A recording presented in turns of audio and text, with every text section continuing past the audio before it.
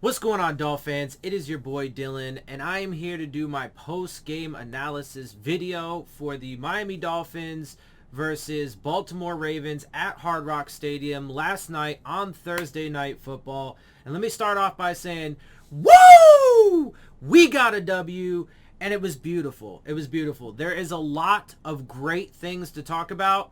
Look, I'm a, nuanced person, and I give all of the details. So there were some things that still need to be worked on and fixed, and some things that were, not great. But it's just the context of it. There's not really even a lot to nitpick with this, so we're not going to focus on it. The one thing I want to say, though, as far as what my big concern is going forward with this win, overall, I just want to start with that really quick. And my big concern just is simply that, look, this win was fabulous and we're going to get into all the good. But at the same time, look, because I've said consistently over the past 3 years that I felt as if, after year 3 of this rebuild, if it didn't go, according to plan, and if we didn't succeed and make it to the playoffs and whatever, blah, blah, blah, that Chris Grier and Brian Flores were going to get fired together at the end of the season. In recent weeks, I actually have been changing that stance a bit because of a lot of the things that have been, happening. One of that being is that, we've heard reports that Brian Flores and Chris Grier have job security basically no matter what happens over the course of this season, even if we end up having a super shitty season. And, there is some probability of that being the case with Stephen Ross and the way that he does do business. Having said that, you add in the fact that there were also reports that at one point Stephen Ross had said to Grier, the way that the ticket to saving your job is getting Deshaun Watson. And so the way that things have played out, because I still think that no matter what Tua does, and we're obviously going to talk about him, but no matter what Tua does, this organization is not sold on him because the organization wants, Flores has never been sold on Tua. We know that. And he's been the one pounding the table for Watson.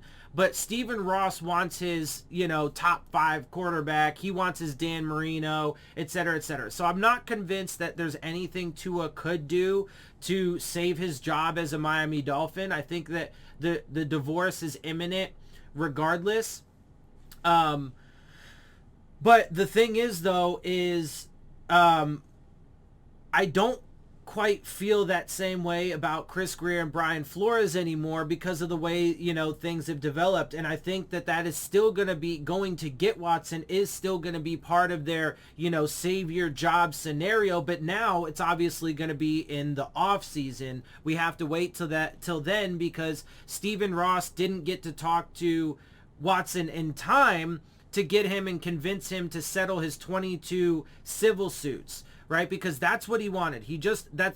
Stephen Ross was perfectly okay with the draft capital that he had to give up. He was perfectly okay with letting the 10 criminal complaints play out in court and deal with whatever potential suspension he might have to get from Watson.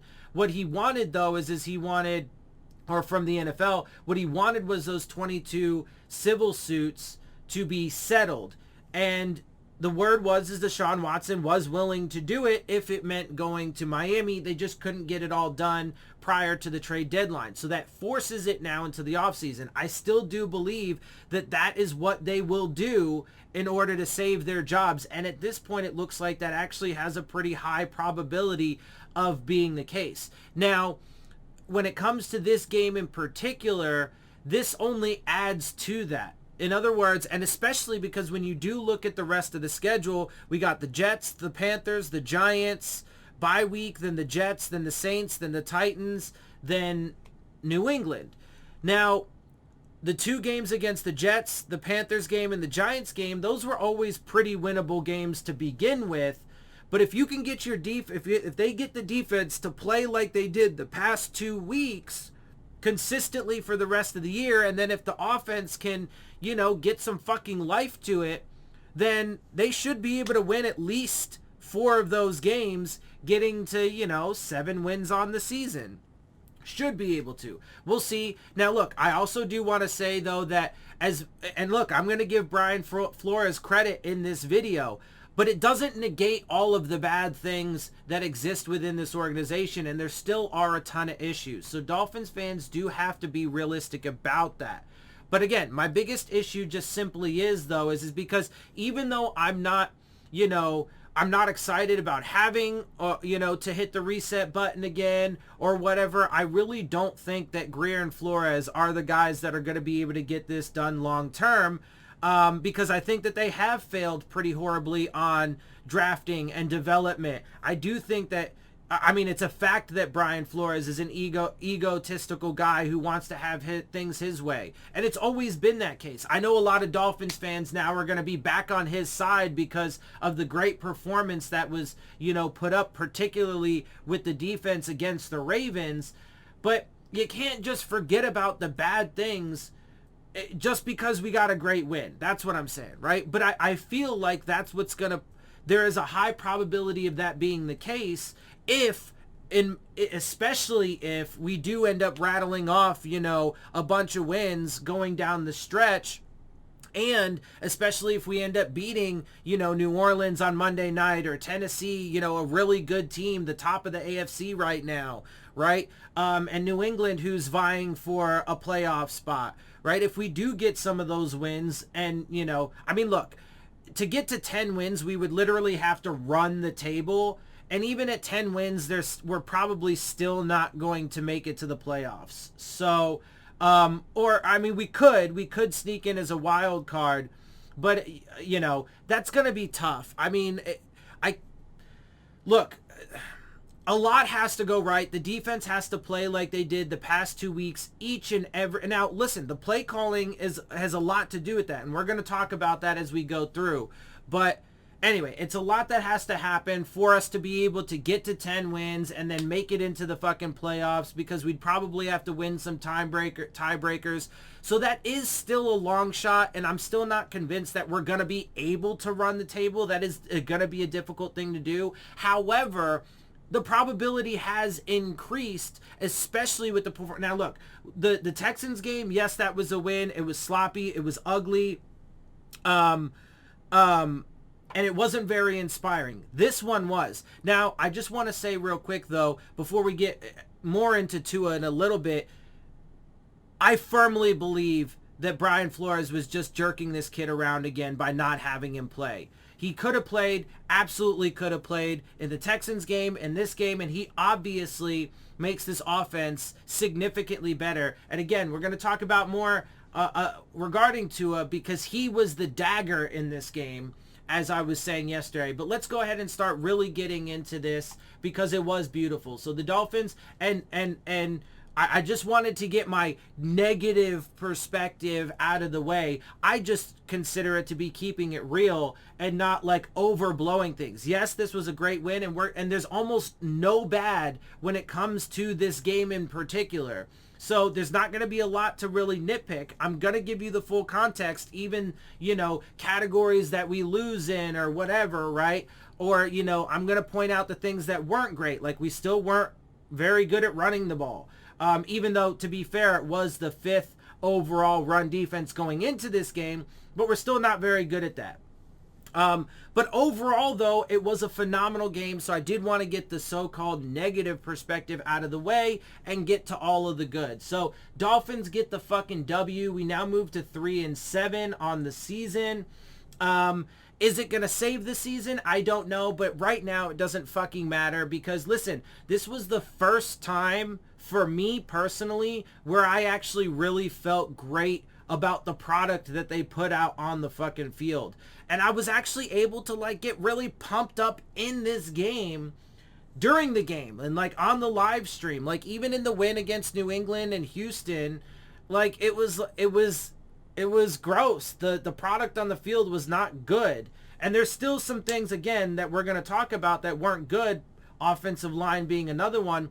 But again, that's just nitpicky stuff. That's small stuff. It's not nitpicky. It's small parts of it. And the good outweighed the bad by a large margin. So for this week, and look, we don't play the Jets for, like 9-10 days at this point. So we get a little bit of an extended period of time to let this soak in and fucking really enjoy it. Because like after the Texans game, we had the quick turnaround, and I, like most people, thought we were going to lose this game and it was going to be a short-lived win. No, in this case, we get to enjoy it for a length of time. And on Sunday, we don't play, so we get to just chill, watch football if you want to. You don't have to because we don't play, but if you do, you get to watch it without worrying because we already won this week. And so that is going to be where we focus. Let's focus on that. Dolphins get the win. We are now 3-7. Ravens are 6-3. Look, and it's also important to note they had a bad, their secondary is not particularly great. They were able to take advantage of it. For the first time ever, we had 2 busted coverages. Well, it's the first time ever the entire season that we've had a busted coverage, but we had 2 of them in this game. I think one of them was to Wilson. One of them was to Isaiah Ford. And it was fucking awesome to see. But now look, apparently, too, the Ravens went into this game. Apparently, it turned out to be a bit of a trap game for the Ravens because they apparently went into this game overlooking the Dolphins, being like, we're going to go in and it's going to be easy. And maybe the Bills did the same thing with the Jags, bro, because, look, it ended up being a fucking trap game. And listen, I fucking love it. So we ended up, and look, the offense still only scored 22 points. It wasn't great in that way, but we did win, bro. The defense gets A+++ in this fucking game because they were on the entire way and they never broke. They stayed tough the entire fucking way. Okay. And the offense, I'm going to give the offense overall a C, maybe a C+. We'll talk about that a little bit more in depth when we actually get to the quarterbacks and the first half versus the second half, etc. But anyway, let's go ahead and continue on. So 22-10, we had 350 total yards to their 304, so we won that category. Not something I would have expected at all. I thought the Ravens probably would have put up at least 400 yards, right? I thought they were going to fucking kick the shit out of us. 45-13. That was my prediction. I'm so glad to be wrong about that. Not only was I wrong, I said my hope is that we could at least keep it close. Not only did we keep it close, we fucking won, and it's brilliant. I love it. So we win total yards. We won passing yards as well, 290 to their 210. They did beat us in the rushing game, our 60 to their 94. Again, we weren't very good in the run game, so there is that.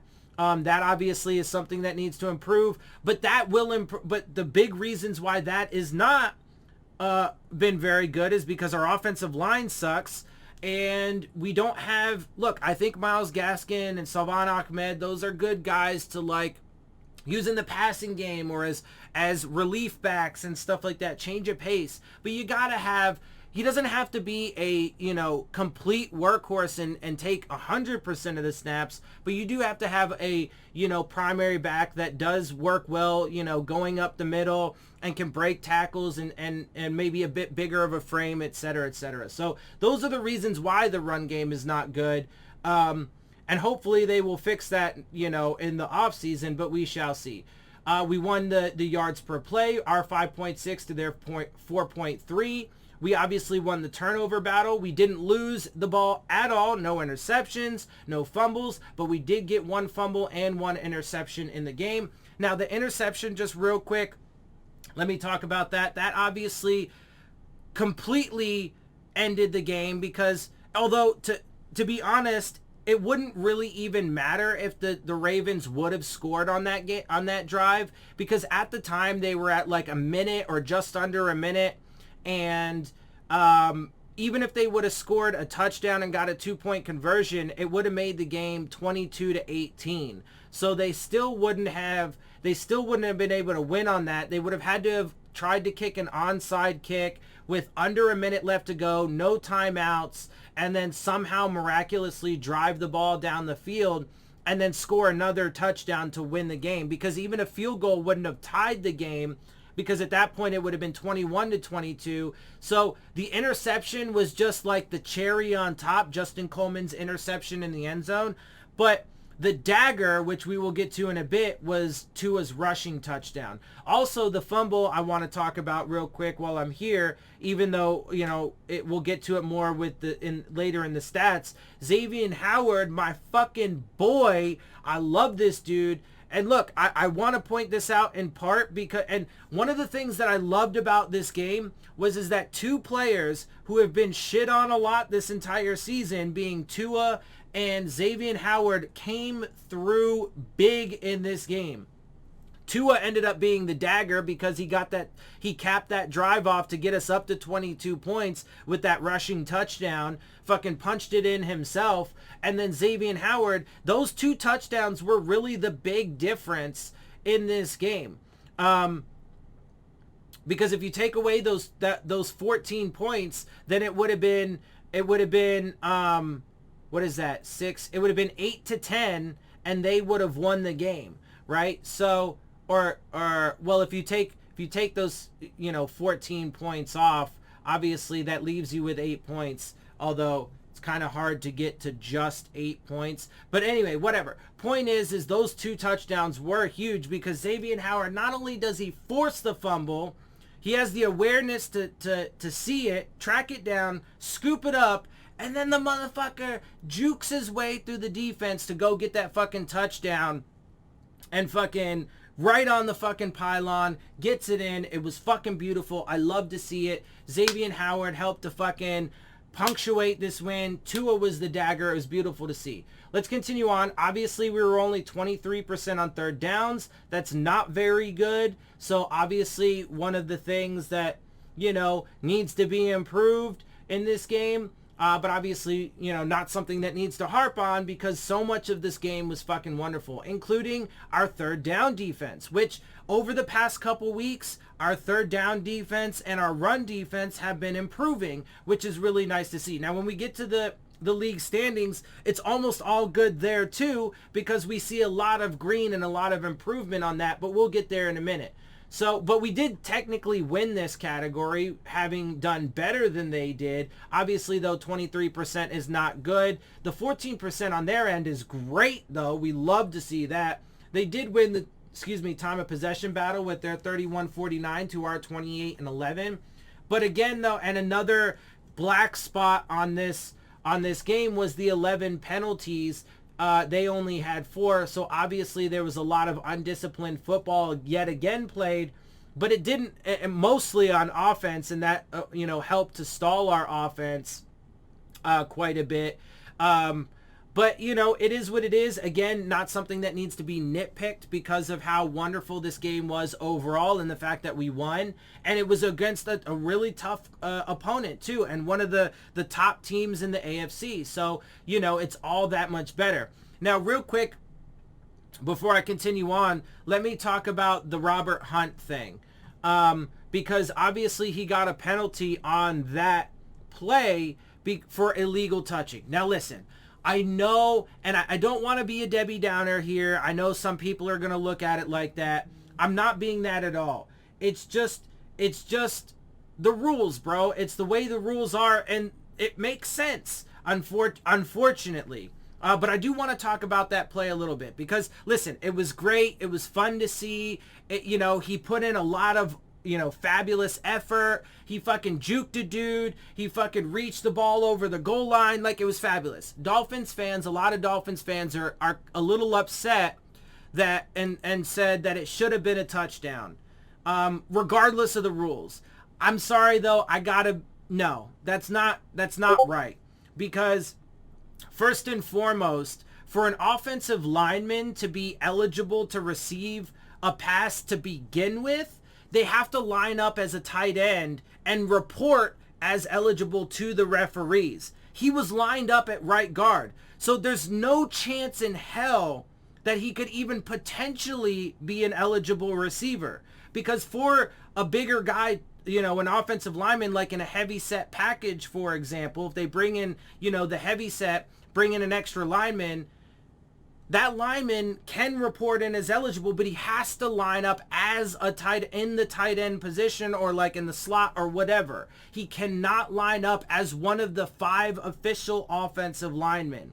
So it was never going to be, and look, I actually give Brian Flores some respect in his post-game press conference, because he said it matter of fact. Yeah, it was a penalty. It was fun. It was good, but it was a penalty. It was never going to count. Also, though, I do want to mention that when you look at that play, Robert Hunt was actually behind Myles Gaskin. So he actually technically was out of place. He should have been in front of Myles Gaskin, and if he was, Myles Gaskin would have caught the ball. I mean, barring, just dropping it, but it would have floated right into Gaskin's hands as opposed to Hunt's hands. And then Hunt would have been in front of Gaskin as a blocker, and it likely would have resulted in a touchdown. Because if Gaskin would have crossed the goal line, then it would have been a touchdown, because he is eligible to receive the ball. So I just wanted to throw that out there. I'm not trying to look, it was a lot of fun. I enjoyed it too. I thought it was funny. It's hilarious. The memes of the Jesus meme and stuff, it's a lot of fun. I don't want to take away from the fun part about it, but just from the perspective of Dolphins fans being upset because it wasn't a touchdown and fuck the rules. I'm sorry, bro, but it's the rules, man, and the rules do make sense in that regard, and that's how it is. That's how it's always been, and that's never going to change. The touchdown should not have been a touchdown with Robert Hunt being the one to cross the goal line, unless it was a fumble, but obviously that wasn't the case. So it is what it is. It was a lot of fun, and it made the game more exciting and everything, but it is what it is. Okay, so now let's move on. I want to say, though, going into this quarterback thing, that to me, Jacoby Brissette looked like fucking hot trash, if I'm keeping it fucking honest, yet again. And I don't think we really would have stood a chance, if I'm being real, with Brissette in the game the entire way. I think the defense was, again, A++ the entire way, so we might have still been able to win anyway, just because of the level that they were playing on. But I don't think we would have gotten the touchdown that Tua got if Brissette was in the game. Now, you never like to see a player get hurt, and thankfully, he was cleared to play again, and he didn't seem, it didn't seem like it was really that big a deal, but his, it appeared to be a knee injury. His knee injury on that one play actually turned out to be a blessing in disguise, because then it allowed Tua to come in for the rest of the game, and it helped to seal the win, bro, because that touchdown drive that he led and then punctuating it with a 7-point score, obviously 6 points and then the extra point, that was the dagger that prevented, because again, even if they drove down and if Justin Coleman didn't get that interception and they scored a touchdown and put a 2-point up, at that point it would have been 18-22.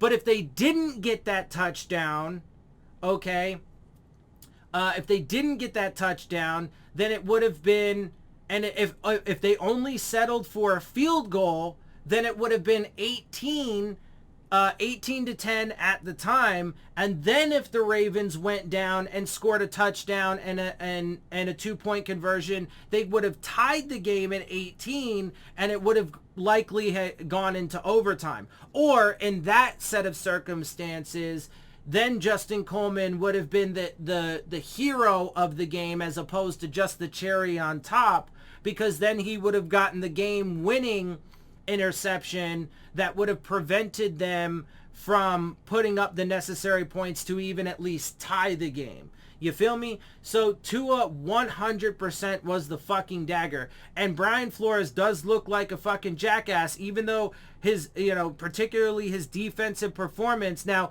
some people are talking about that Brian Flores took back the play calling and so on and so forth. Flores said he didn't. But whatever, I don't care. They fucking performed to their potential, and the play calling definitely was a lot better. Now, on the offensive side of the ball, it was kind of a mixed bag. There was still some play calling that was stupid, suspect, and shit.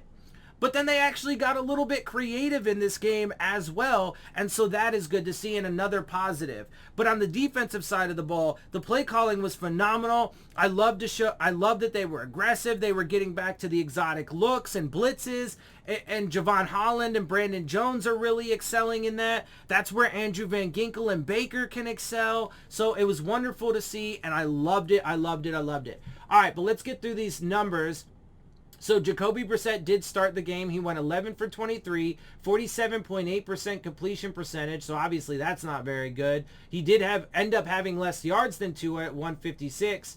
0 touchdowns, 0 interceptions, and a lower passer rating than Tua at 70.2. Tua came in 8 of 13, 61.5% for, obviously it's only 2 yards, but it had the 158 yards, more than Brissette, no touchdowns, no interceptions, and a 104 passer rating. Lamar Jackson was 26 of 43, 60.5%, 238 yards, 1 touchdown, 1 interception, and a 73.6 passer rating. Rushing, Myles Gaskin led the way, 14 rushes, 31 yards, and a 2-2. Albert Wilson, 2 rushes, 19 yards, and a 9-5. Tua added 3 rushes, the 1 touchdown. He didn't gain any yards, and, you know, they were on like the half-yard line when he got the touchdown, so that's why he doesn't have any yardage, even for the touchdown run that he did. It was basically a quarterback sneak, and they got it in at like the half-yard line, so he technically doesn't have any yardage, but he did get the rushing touchdown, which, again, was the dagger in the game. Lamar Jackson did lead the way for them in rushing, 9 rushes, 39 yards, and a 4.3. Devonta Freeman, 10 rushes, 35 yards, and a 3.5. Devin Duvernay, 1 for 19 yards. And again, the rushing defense was a lot better, which is wonderful to see. Albert Wilson led the way, actually. And now this was in part because of one of the 2 busted coverages. That's why these 2 guys actually lead. You know, they're number 1 and 2 because they had the 2 busted coverage plays that were huge gainers. But Wilson was 4-5 for 87. Ford was 4-4 for 84. By the way, sorry that this video is going to be pretty long, but there was so much to say about this game. There was a lot to talk about and so much good to talk about that it's wonderful to actually be able to have this stuff to say, bro. Like, people call me negative, but I just keep it real, bro, and I give the full context. And unfortunately, the reality of so much of the past couple years has actually been really bad. And for once, there's just an overwhelming amount of good to talk about. So it's fabulous. Jalen Waddle was 4 of 6 for 61. Adam Shaheen, 3 of 4 for 34. Durham Smythe, 1 for 23. Myles Gaskin, 1 of 2 for 14. Rashad Bateman led the way for them, 6 of 8 for 80. Mark Andrews, 6 of 8 for 63 and a score. Marquise Brown, 6 for 13 and for 37 yards. Devin Duvernay, 4 of 4 for 28. Devonta Freeman, 3 of 4 for 23. Byron Jones led the way defensively, 7 solo tackles, 2 assisted. Brandon Jones, 6 solo, 1 assisted. Xavier Howard, 5 solo with the forced fumble, the fumble recovery, and the touchdown. Javon Holland, 4 solo, 1 assisted, 1 sack, 1 tackle for loss, and 2 passes defense. Jerome Baker, 4 solo tackles. Eric Rowe, 3 solo, 1 assisted, and a forced fumble with a pass defense. Landon Roberts, 2 solo, 4 assisted, 1 sack, 1 tackle for loss. Andrew Van Ginkel, 2 solo, 2 assisted with a half sack and a pass defense. Zach Sealer, 2 solo, 1 assisted, a tackle for loss. Justin Coleman, 2 solo, 1 assisted, 1 interception, the cherry on the top in the end zone, 2 passes defense. Adam Butler, 2 solo tackles, 1 sack, 1 tackle for loss. Emmanuel Ogbah, 2 solo tackles, a tackle for loss, and a pass defense. And Jalen Phillips, 1 solo tackle, 2 assisted with a half sack. Overall, and this is where I want to see the total tackle numbers be 40 to 45, somewhere in there every game. Again, it's a small thing, but I do like to see the assisted tackles be a bit higher than this. From 19 up to, let's say, about 25 is usually where I like to see it. But again, that's just a small thing. They did get 4 sacks, 5 tackles for loss, 2 forced fumbles with the 1 recovery, 1 interception, 1 touchdown, and 7 passes defensed. For them, Marlon Humphrey led the way, 5 solo tackles, 2 assisted with 2 passes defense. Patrick Queen, 4 solo, 1 assisted, 1 sack, 1 tackle for loss, and a forced fumble. Brandon Stevens, that was actually the same play that Jacoby Brissette got injured And then I think it was Eichenberg that fell on the ball, so we didn't lose it. Brandon Stevens, forced solo, one, and that was actually great because we were pretty deep in our territory, and that potentially would have given the Ravens an opportunity to get a touchdown with a very short field. Brandon Stevens, forced solo, 1 assisted. Josh Bynes, 4 solo with a sack and a tackle for loss and a pass defense. Anthony Averett, 4 solo tackles with a pass defense. Odafe Owe, 3 solo, 1 assisted, 1 sack, 2 tackles for loss. Chuck Clark, 3 solo tackles. And Justin Houston, 2 solo, 1 assisted, 1 sack, 2 tackles for loss, and a forced fumble.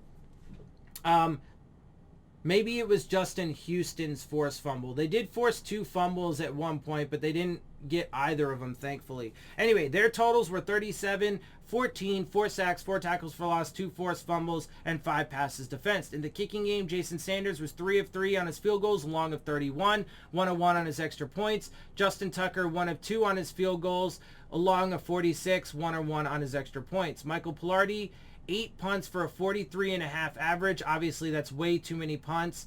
So, you definitely don't want to see that. But we did force 8 on their side, too, which is good for us defensively. You just don't want to see that offensively, having to punt that many times.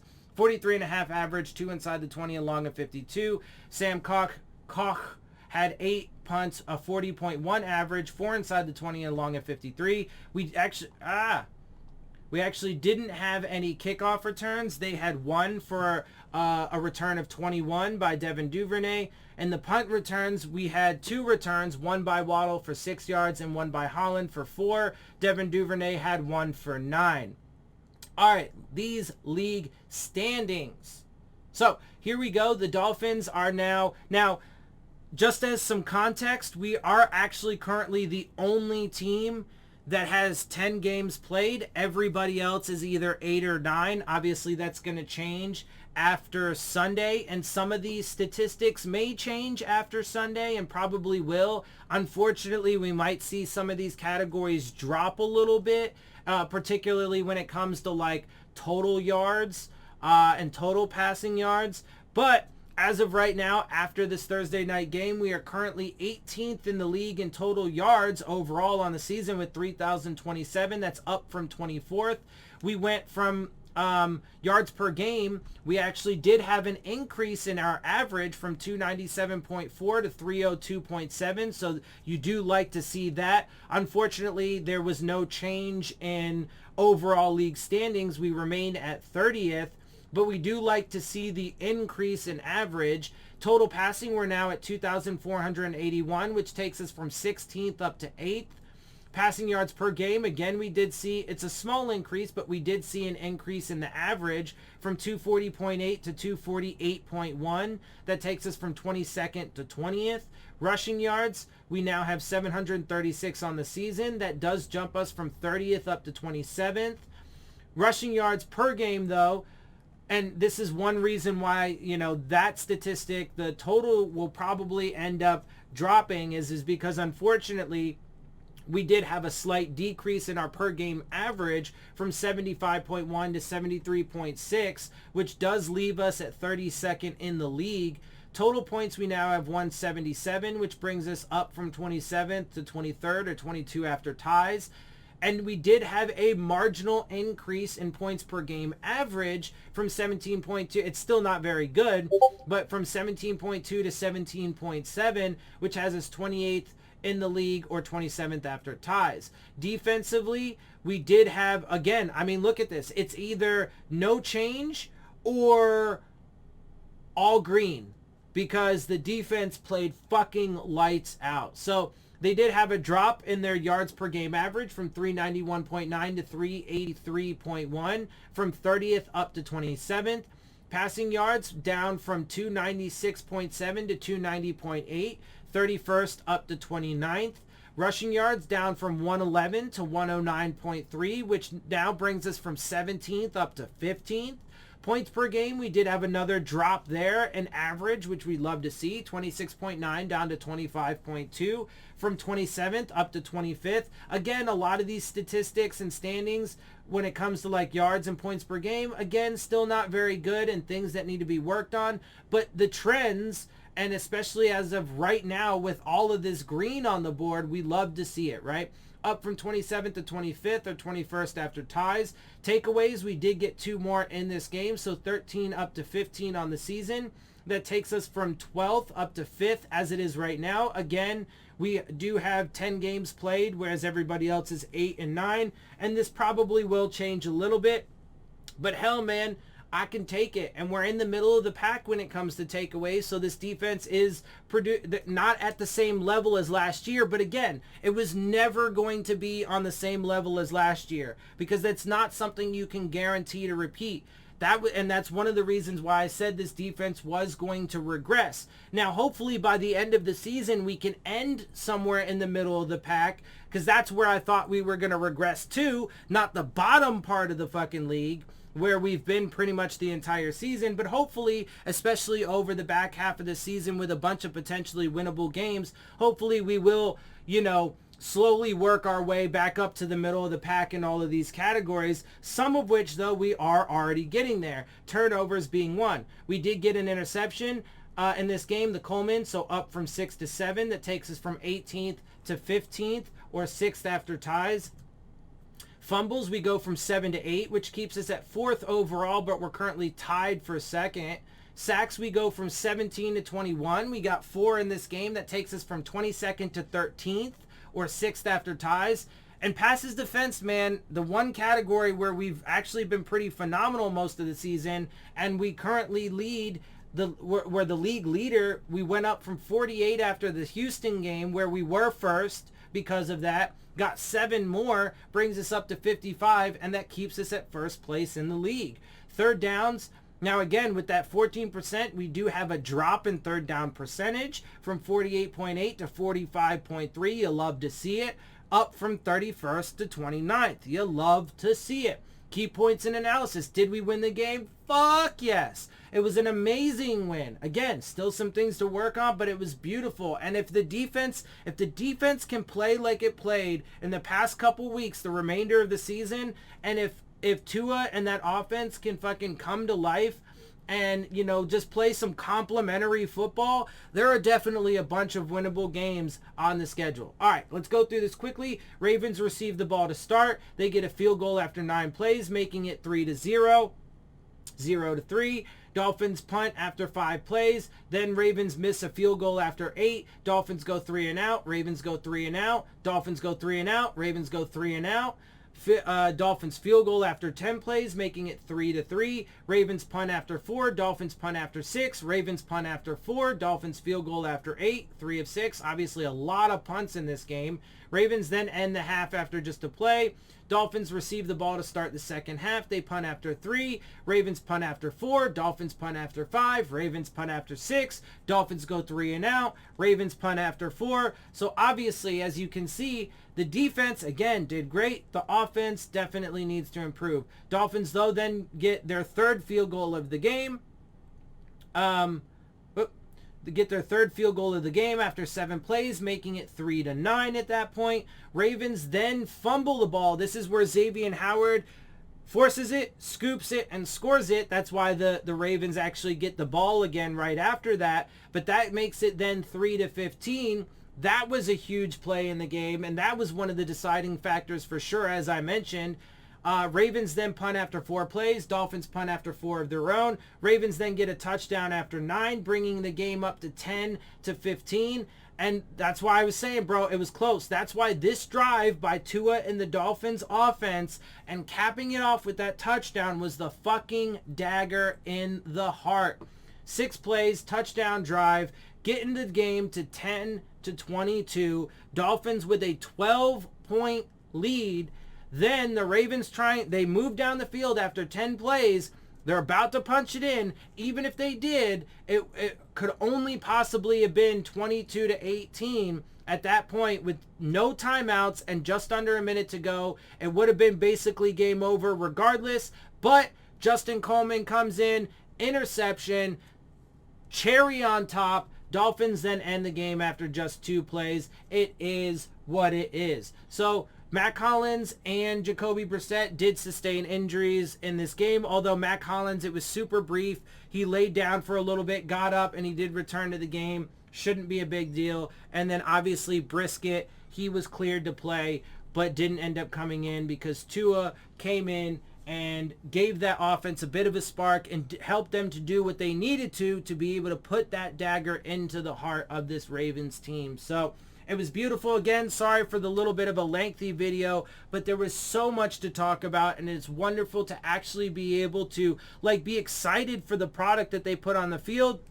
Now again, for me, and I hope to impress upon the rest of you, temper your, emotions a little bit, because this organization still has a ton of issues, and, it's still going to be a long shot to be able to make it to the playoffs. We would literally have to run the table, get to at least the 10-7 mark, and hope that with tiebreakers and shit that we have enough. Now, there is some possibility, because if we do run the table, we could edge out New England at that point then for a possible wild card. But it is still a long shot, and the probability is still super low. But we are mathematically in it, and there is some chance. So let's hope for it. We'll see how things play out. Obviously, we got about 9-10 days until we play the Jets again. So let's just enjoy this and soak it up for now over those next 9 or 10 days and just fucking love it. So with that, I'm going to get out of here. Make sure before I do, I let you guys know, though, about the Rave On Sports App, the new fan-driven sports app. Check it out for all of your sports, whether it be football, baseball, whatever, and they are looking to enhance your game day experience with live play-by-play coverage, live chats with other fans, and content creators like myself. So check out the description box for the links to that. And with that, I'm going to get out of here. I hope you guys appreciate my perspective. If you do, make sure you hit the subscribe button, make sure you hit the like button, make sure you hit the bell if you want to get the alerts. Share my channel and videos with your friends and family. Leave your questions, comments, and concerns down in the comment section. And of course, as always, follow me on Twitter at DillonTartaro. And with that, I am out. I'll see y'all soon. Phins up.